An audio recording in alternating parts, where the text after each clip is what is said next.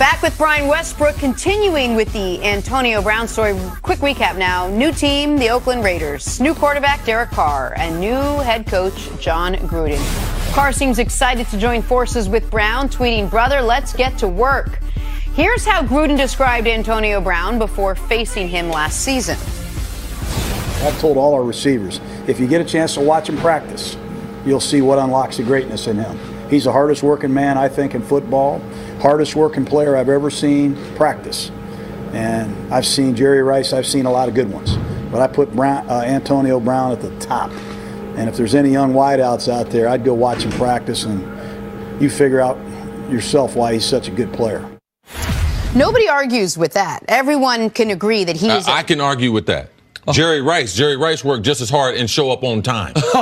Okay, so that was my point. So I was going to say that the hardworking part is not. Just stop that, Gruden.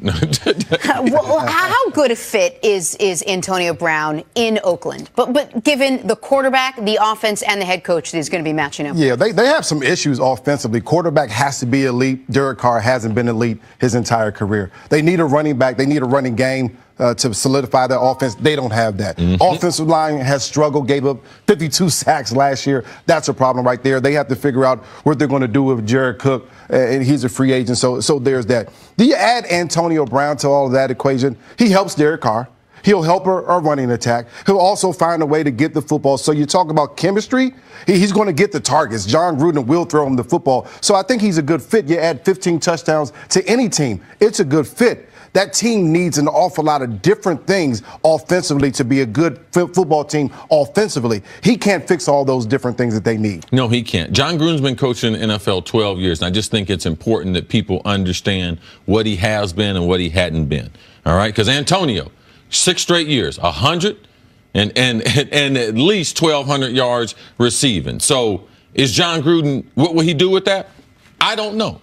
John Gruden has never had a 100 reception receiver and a 1,200-yard season together. He's only had 2 wide receivers that have reached 1,200 yards. Also, his offenses in 12 years in the league, passing offense in the top 10, he's only done it twice. As far as a top 10 offense of 12 years, he's only been in there 4 times. So John Gruden and big-time offenses, we just giving them this credit and everything, but they're not true. So now with AB, what's he going to do? Because AB is used to being targeted a maximum amount. He's used to getting the football and scoring touchdowns. So he's going to have to be very, very creative. This is a team that has a number of holes to it. The one thing that I like coming out of it was they had Derek Carr involved in the recruitment of Antonio. So to me, that tells me that they have given him the confidence that they're going to move forward with him as a quarterback. And I do believe that continuity, being in Gruden's offense, will help the quarterback. And, of course, AB being there will help, too. Nick, you haven't been 100% sold on Derek Carr. No, and I don't think Gruden was either. I think Gruden was saying one thing about Derek Carr, then got there, saw who he actually was on the field, and said, well, let me pump the brakes on this. This is the best quarterback I've ever coached. He said, I'm coming out of retirement for him. And then he got there, and he started tearing the team down. He started trading away pieces, which the only way the moves they made last year make sense is if you look in the spectrum of, oh, he thinks they don't have their quarterback. He thinks they're going to have to draft a quarterback. He's looking at 2020. As many draft picks as possible. Let's clear the books, collect draft picks, clear up our cap, all that.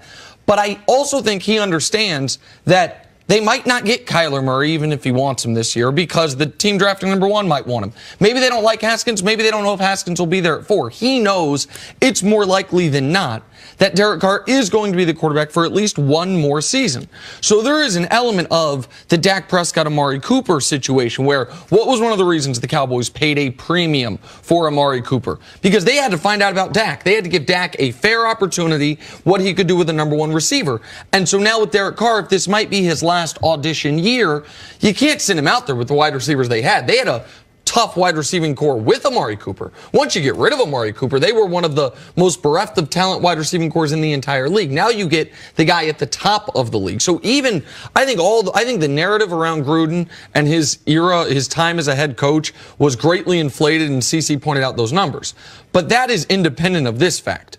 You got Antonio Brown for the 66th and the 141st pick of the draft. That is a huge win. If you want to look at it as one big transaction, you traded Amari Cooper and a third and a fifth for Antonio Brown and a first. And when you look at what those two guys are as players, I think Amari's a good player. But you can look at Amari's best individual statistical production. That's not even one season. That's his best, most receptions 1 year, most yards, all that, compared to the average season from Antonio Brown.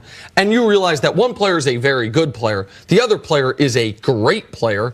And they got more in return for the first than they had to give up for the second. That's a win no matter who your coach is. Antonio Brown, obviously a Hall of Fame type of player. This is what Oakland Raiders have. They have some draft picks, 4 draft picks early on in the draft. That's going to be the make it or break it for this John Gruden coached football team. What can they do with these draft picks? Can they solidify that offensive line? Can they find someone else to be a running back in free agency? And then they have to fill in those other holes that they have. There's plenty of them, like you mentioned, CC. John Gruden has to keep this thing together. He coached Keyshawn Johnson. He found a way to make things work with Joey Galloway down there in Tampa. He can coach some good talent. He just has to make it work with Antonio Brown. And your point on the draft conversation, just quickly, should also include in 2020 they have an extra first-round pick. So if with Antonio Brown, if they spend their draft picks, they don't draft a quarterback this year, and Derek Carr still doesn't take the step people want him to take. They have 5 first-round draft picks the next 2 drafts. Yeah, right. That's huge. And so you can use it in 2 years to get your quarterback then. Antonio Brown is coming out of a situation where if he got into anything with the head coach,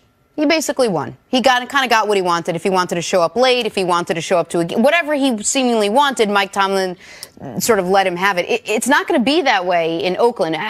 Is there a conversation that has to be had between John Gruden and Antonio Brown, or what is the dynamic of that relationship? Well, first of all, Jenna, to think that John Gruden is some disciplinarian and Mike Tomlin is not.